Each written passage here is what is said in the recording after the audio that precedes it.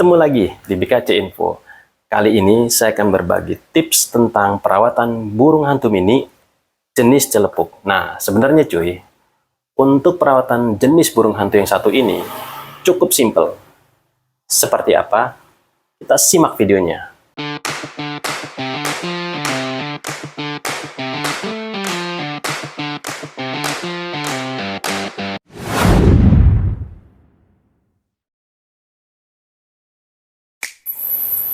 Yang pertama dalam perawatan burung hantu itu adalah faktor kebersihannya. Nah, untuk memudahkan membersihkan kotorannya cuy, nah itu saya menggunakan kardus sebagai alas. Ini yang udah saya potong sesuai ukuran alas dasar wadahnya. Nah, sebenarnya sih ini hanya untuk memudahkan membersihkan kotorannya. Jadi kardus sebelumnya yang udah kotor dengan kotorannya itu tinggal saya buang, saya ganti dengan yang baru seperti ini. Tapi mungkin kalau ada yang punya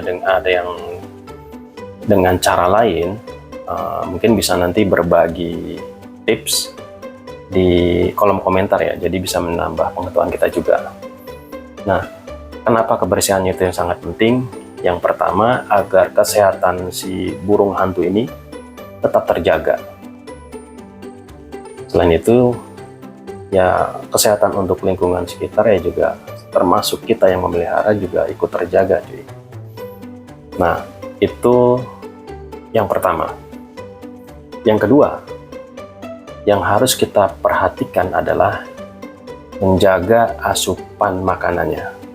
Nah, sebenarnya untuk jenis burung hantu ini cuy, dia kalau di alamnya ya, dia itu memakan serangga. Serangga itu mulai dari jangkrik, lalang, kemudian ngengak, mungkin juga kumbang.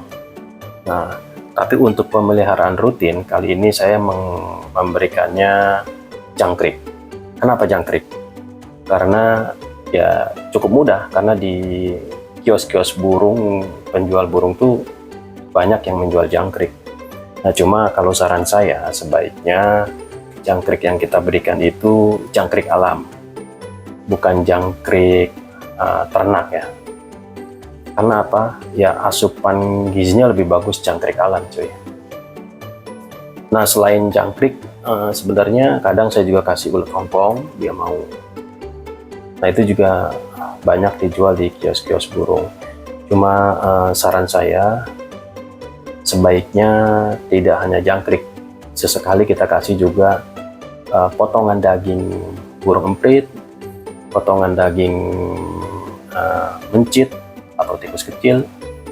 Kenapa? Untuk asupan gizinya juga tetap terjaga. Nah, ini kebetulan sudah waktu atau jadwalnya kita memberi makan. Nah, ini saya kasih jangkrik, kebetulan ini jangkrik alam. Untuk pemberian makan itu sebenarnya tidak ada patokan jam-jam tertentu atau waktu-waktu tertentu ya. Kita sesuaikan aja dengan aktivitas atau kesibukan kita. Nah kalau saya itu biasanya 2 kali sehari, pagi sebelum saya berangkat kerja dan malam setelah saya pulang. Nah, untuk rata-rata itu tergantung ukuran jangkrik ya cuy. Kalau jangkrik ukurannya yang besar-besar, biasanya dia itu sekali kita kasih makan tuh pagi 10, malamnya pun 10. Nah, tapi kalau jangkriknya kecil-kecil ya itu bisa lebih dari 10, kadang 15. Nah, misalkan contoh yang ukuran segini cuy, ini tidak terlalu besar, tidak terlalu kecil juga. Nah, ini biasanya dia 10 sampai 12. Nah, ini contoh jangkrik alam. Dia sudah mulai menatap mangsanya cuy. Nah, kebetulan ini saya pelihara dari kecil ya, dari usia 2 minggu dan masih bulunya bulu kapas, kategorinya masih usia Brancer. Nah, kalau sekarang kan ini sudah usia dewasa atau istilahnya disebut juvenil. Si Muil ini saya kasih nama Acil. Jadi kalau setiap kasih makan itu saya panggil Acil dari masih kecil ya, bulu kapas. Jadi dia sudah tahu ketika saya panggil Acil, nah itu mau dikasih makan. Biasanya dia langsung mencari ke arah suara yang kita panggil. Acil, makan. Dia udah lapar cuy.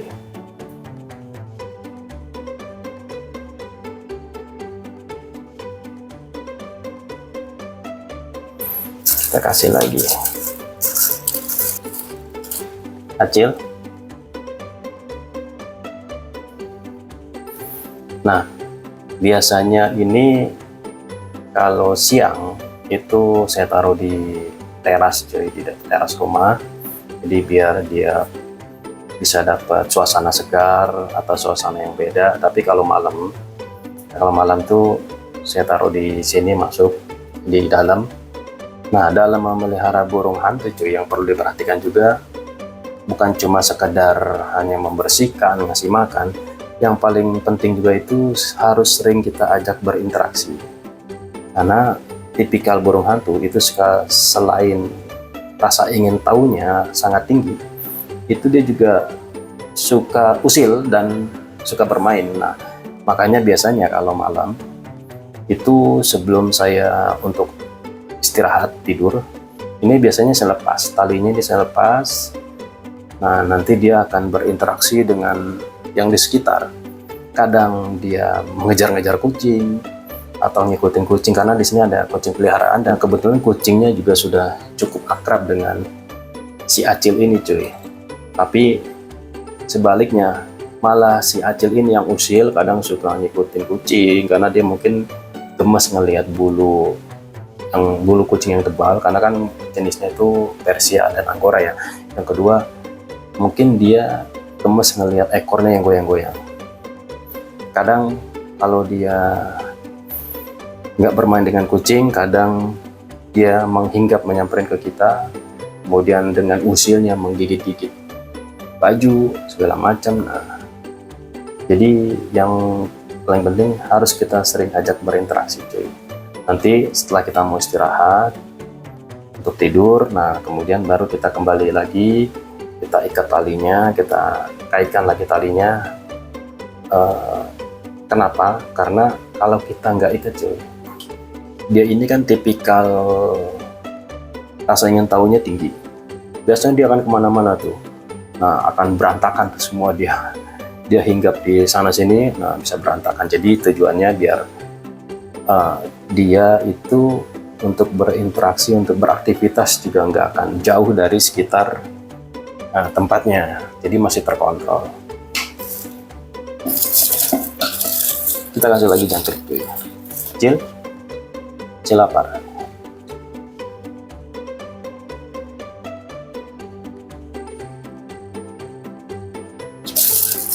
Acil.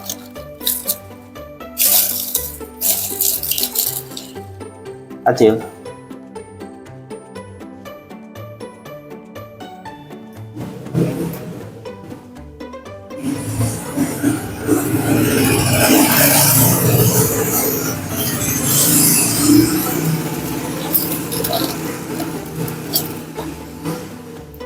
Acil.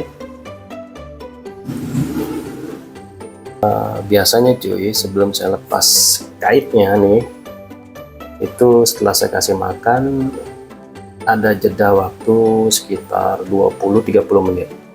Jadi biasanya setelah makan rentang waktu itu dia akan buang kotoran. Jadi dia buang kotorannya itu udah terkontrol. Acil, makan lagi. Makan lagi. Acil.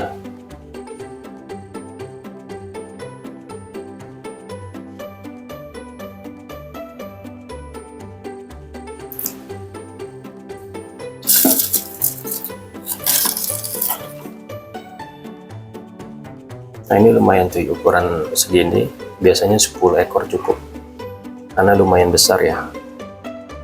Acil.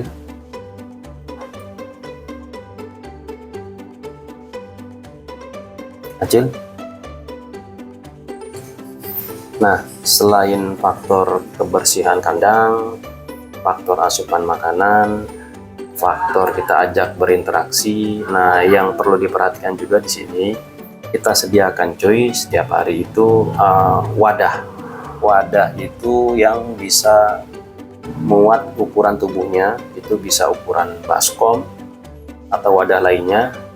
Nah, itu diisi air, jadi dia kalau mau mandi dia akan nyemplung sendiri.